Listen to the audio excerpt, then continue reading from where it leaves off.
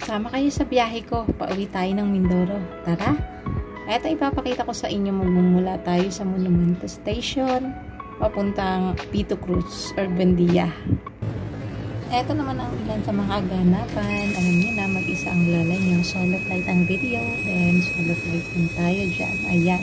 Inabutan nga natin ang pagsara ng pinto ng tren. Siyempre, dali-dali tayong sumakay.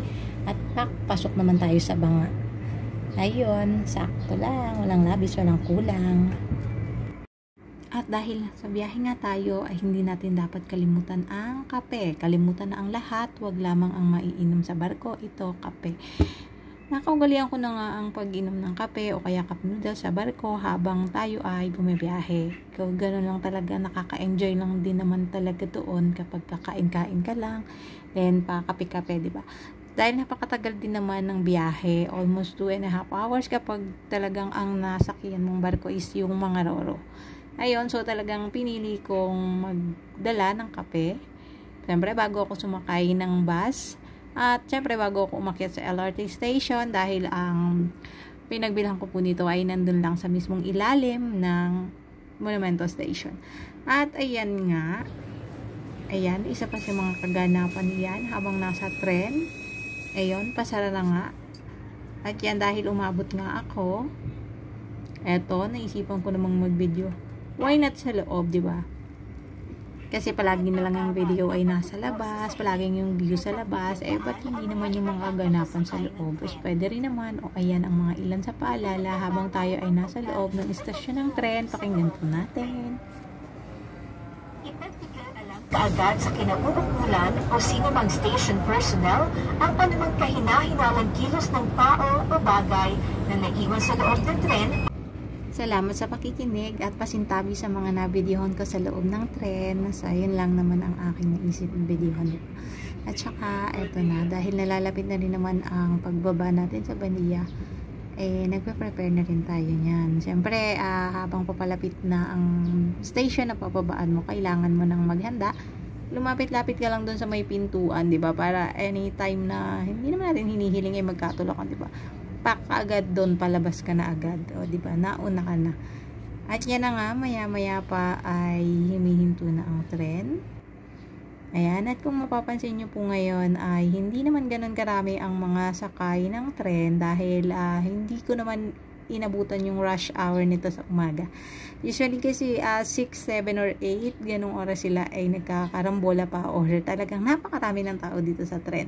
At ngayon nga, ayan, dahil ilang peraso rin naman kami, so nakababa ng maayos. And dito sa station na to kasi kapag baba nyo lang, lakad-lakad lang kayo ng konti, nandun na yung mga bus terminal papunta ng Batangas Pier kung saan kailangan natin sumakay at para makarating tayo sa pier ng Batangas syempre. At doon tayo ay sasakay ulit ng barko para naman makatawid tayo sa isla ng Mindoro. Ayun na ang ating daan palabas, ay ito na. At pagkaupo ko nga sa bus, agad yung chinek yung mga dala-dala ko. Syempre, 2 kape. Tapos bumili lang din ako ng rice meal, yung maliit lang para kung sakaling magkagutuman sa daan, meron na rin naman akong kakainin kasi mahirap din naman ang bilihan ng mga kung ano-ano sa daan, naghahanap ka pa. At ito nga ang ilan sa mga nabidyohan ko sa labas ng bus habang bumabiyahe kami papunta ng Batangas Pier. Ayan, medyo matagal na rin na panahon nang huli akong umuwi doon, last March 2023. Ayan, may ilang buwan na rin kasi ngayon is June.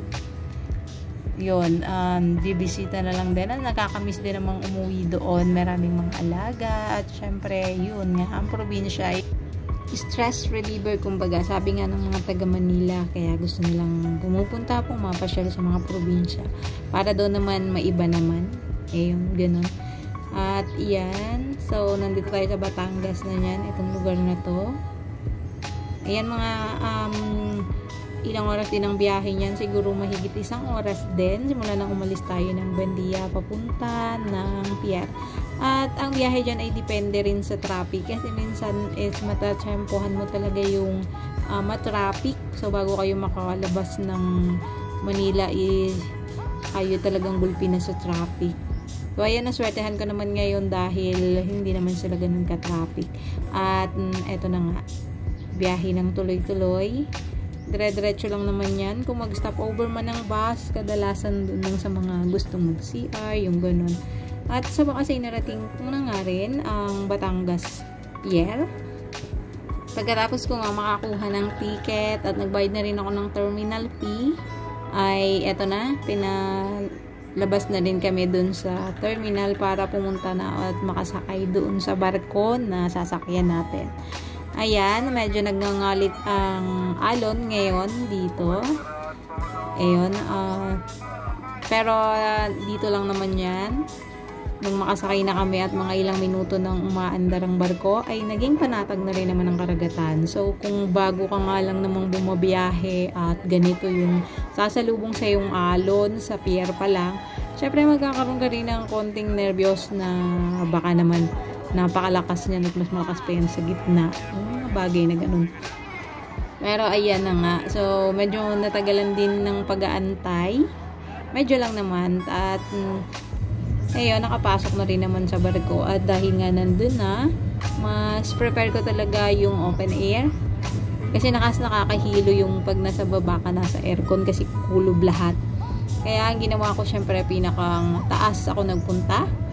At syempre, kailangan safety ka, di ba?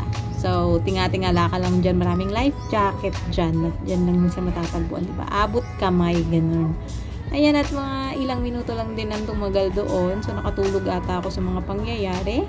At maya-maya lamang natatanaw ko na nga yung pier sa kabila. Ayun na siya. So, ayun, na-enjoy ko naman yung pagsakay ko ng barko kasi kumain naman ako doon. Then, nagpahipahinga, diba? Kung okay nga lang din, taas pa para mas relax. Haha. So, ayan na nga. So, gusto kong nakikita yan kapag meron na siyang dadaong na siya. Ayun, yung makikita nyo yung pantalan. Yung makikita nyo kung paano bababa yung pinakampintuan ng barko. Ayun. Makikita naman siya dyan. Dahil nga napaka-excited ko, pagkatapos lang din ng mga video-video nito kung ano-ano, ay dumire-diretso na rin ako palabas kasi parang nasa pinakang taas ako. At syempre excited nga, ayun, baba agad. Pero kapag baba pa lang, nung pagkababa pa lang ng kanilang pintuan, hindi naman sila agad magpapalabas niyan kasi marami pa silang inaayos. Ayan o. So, ganyan kalalaki yung mga tali-tali na nilalagay para daanan ng mga sasakyan. Ayan.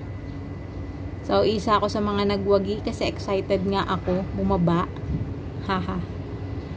Ayan. Mabawal pa tayong bumaba. So, sila yung magbibigay din sa atin ng hudyat kung kailan tayo pwede nang bumaba. Para din sa safety natin kasi ayan, kapag madami at nagtulak-tulakan dyan, una-unahan. Diba? Mamaya mga laglag pa tayo sa dagat. Ito na. So, meron pa rin tayong mga tinitingnan ditong kung ano-ano lang. Dati kasi, kanina nung nasa taas ng barko nakita ko, napansin ko lang naman yung malaking parang poster doon na welcome to Mindoro, ganun, or Calapan. So, ngayon hindi ko na siya nakikita. At sa wakas, ayun na. Pinababa na mga lola nyo. Ayan na. Ito na yung natatanong ko kanina. So, binidyo ko na lang din siya para mas malapitan ko siyang makita. At gabi na nga rin nang makarating ako sa amin. Ayan. Syempre, sinalubong naman ako ng nanay ko, ng tatay ko, at ng mga alaga. Syempre, ito ang isa sa mga malambing na sumalubong sa aking alaga. Diba? Hindi siya makontento ng hi, hello lang. Gusto niya himas-himas ganun. At yan na nga, ginabi na. 3 hours later. At pagkatapos nga ng halos 3 oras na yan, nakwentu-kwentuhan, chismi-chismisan, chika-chikahan with the fam. Ayun, bigla akong narinig na parang may kumakaluskos. Sabi ko naman, hala, hindi kaya ahas na ito. Kaya nga, tiningnan ko, parang may takip, di ba kahon? Ito, nasa gilid lang pala. Pag-check ko sa kanila, ayan, dahan-dahan pa slow mo. Meron pala dyang 6 na sisiw. Sila pala yung mga huling batch ng sisiw na pinalimliman namin sa bahayan. Doon mismo sa Socorro. Kasi, ayan, para dumami sila. Pinalimliman sila, pina-incubator ba? At ayan na nga, sila pala ang salarin. Akala ko naman kung ano pa man din ang ingay-ingay na kumakaluskos dahil lumalago-lagutok pa sila doon sa kanilang box. Nandito nga pala sila sa loob ng bahay para ensure na hindi sila malanggaman. Kasi kapag kinagat sila ng mga langga, maaari pa silang mamatay kasi nga wala silang nanay, di ba? In-incubator lang sila. Kaya hanggat hindi pa sila ganun kalakas, dito muna sila sa loob ng bahay at ayun, pinapakain natin sila ng Integra 1000 muna para mas lumakas ang resistensya. Yun lang at sana ipanoorin nyo pa ang susunod na nating video, ang ating day 1 dito sa Mindoro. Thank you for watching.